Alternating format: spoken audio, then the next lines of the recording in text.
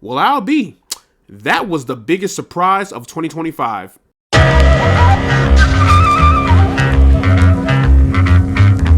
So, KPop Demon Hunters is an all-new animated film streaming on Netflix. The film is directed by Maggie Kang and Chris Applehands, and it stars Arden Cho, Ji-young Hyo, Mei Hung, Lee Byung-hun, and Ken Jeong. A world-renowned K-pop girl group balance their lives in the spotlight with their secret identities as demon hunters. And that is all I will say for the story, because there is way more to it than just that. This movie genuinely took me by surprise. KPop Demon Hunters is one of those movies that I knew existed, and I heard it got a lot of high praise, but I just had no intention of watching it. So late last night, I got bored and said, you know what, fine, I'm gonna put it on just to see what all the hubbub is about. And that was one of the best decisions of my life, because I am just in genuine shock with how good this movie is. Who would have thought that an animated film about a girl K-pop group that slays demons could end up being in my top 10 best films of the year, or at the least an honorable mention? The animation in this movie is astonishing. While watching this movie, I couldn't help but to ask,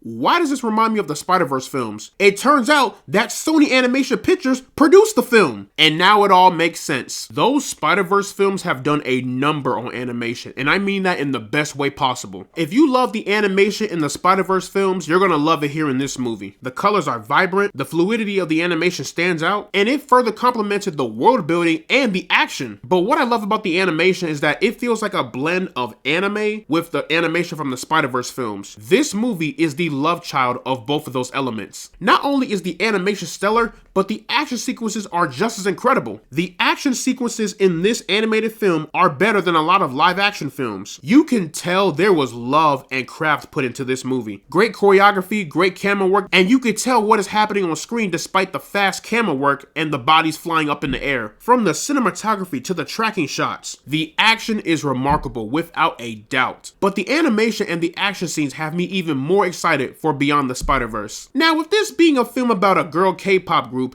you can imagine that there is K-pop music. Now listen, I am not the biggest K-pop fan. It is a genre that I respect, but I don't go out of my way to listen to it. I think there is a K-pop group called Blackpink, but that is the only knowledge I know when it comes to K-pop. But I'm not gonna lie, y'all,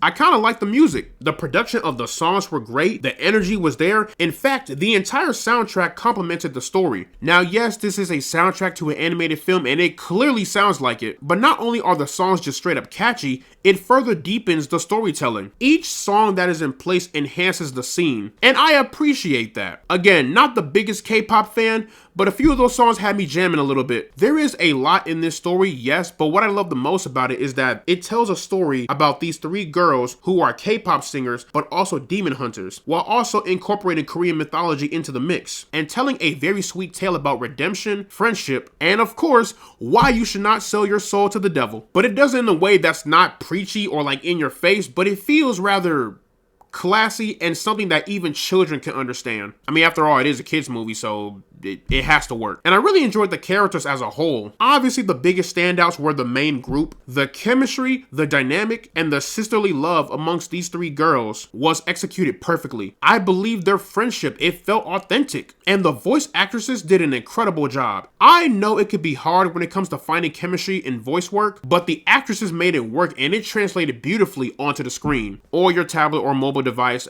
wherever you're watching this. I do have one issue, and it does involve the Korean boy band. So to give you guys a bit more context and not go into spoilers, there is a Korean demonic boy band that comes into the picture, and we see that the humans are fans of the Korean boy band. But the thing is, they're demons, and humans cannot see demons, but they can see the demons if they're in human form. So given how the movie ends for the Korean boy band, did the humans just kind of forget about them? Maybe I'm overthinking it, but you're telling me there wasn't a single human that questioned their sudden disappearance?